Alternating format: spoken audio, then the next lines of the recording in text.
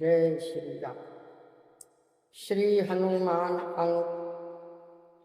कृपालु श्री हनुमान जी यत्र यत्र रघुनाथ कीर्तनम तत्र तत्र कृतमस्तकांजलिं वाष्पवारि परिपूर्णलोचनं मारुतिं नमत राक्षसांतकम्।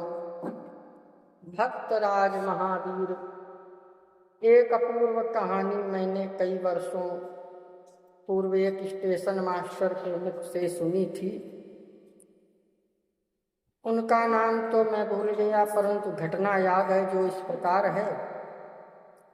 उन स्टेशन मास्टर की इच्छा हुई कि मैं रामचरितमानस का अध्ययन करूं। इसलिए विद्वान रामायणी को उन्होंने आचार्य से ग्रहण किया। प्रथम दिन जब पाठ आरंभ हुआ तो उन्होंने क्या देखा कि रेलिंग के बाहर एक बंदर बैठा हुआ है। दूसरे दिन फिर रामायण पाठ चल रहा था। एकाएक वही बंदर आया और रेलिंग के भीतर आकर बैठ गया। क्रमशः प्रतिदिन वह बंदर निकट आता चला गया। कुछ दिनों में वह स्टेशन मास्टर महाशय की गोद में बैठने लग गया।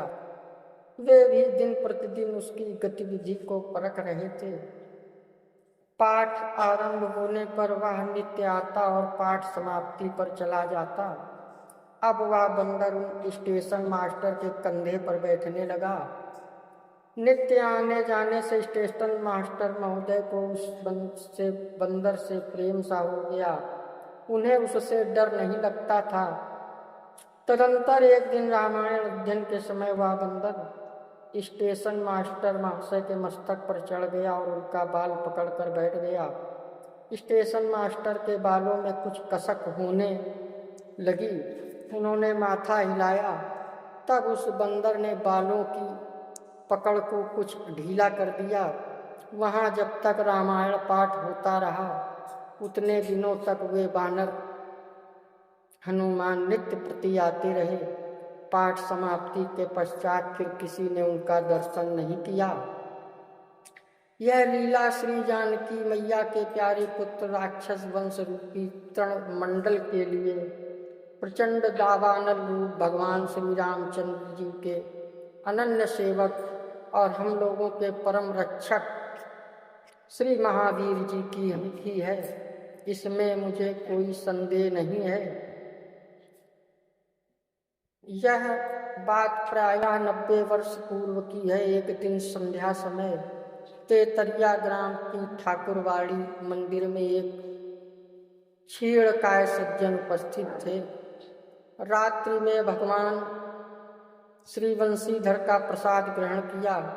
दूसरे दिन प्रातः काल एक भक्त श्री महावीर जी के भोग के लिए एक मन आटा, घी, सूजी, चीनी, आलू आदि लेकर उपस्थित हुआ। क्योंकि श्री महावीर जी ने कृपा करके उसकी मनौती पूर्ण की थी, इसलिए उसने प्रसाद के लिए यह सामान प्रस्तुत किया था।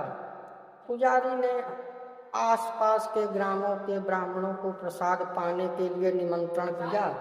मध्याह्न में आरती होने के पश्चात ब्राह्मणों को भोजन के लिए बुलाने लगे तो उन्होंने कहा, पहले नए अतिथि भोजन कराइए। उनके कहे अनुसार अतिथि महाराज वहाँ भोजनार्थ आए हुए। एक अपरिचित को एक मनुष्य के भोजन योग्य व्यंजन, हलवा आदि परोसा गया। उन्होंने वह सब भोजन तुरंत पा लिया। पुनः 2 व्यक्तियों के तृप्त होने के योग्य भोजन परोसा गया, उसे भी उन्होंने तुरंत उदरस्थ कर लिया। फिर इस बार उन्हें 3-4 व्यक्तियों के तृप्त होने का भोजन योग्य भोजन दिया गया। अब तो अन्य ब्राह्मण लोग भी उन अपूर्व भोजनकर्ता का दर्शन करने के लिए उनके निकट आकर बैठ गए। अतिथि महाराज बिना कुछ बोले उसे भी चट कर गए। इस प्रकार क्रमशः वो कुछ दिन बना था। वह सब उनकी जठराग्नि की आहुति में चढ़ा दिया गया। अनुमानतः 2-2.5 सेर प्रसाद शेष बचा। तब वे अतिथि देव कहने लगे, बस रहने दीजिए, अब आप सब लोग प्रसाद पाइए।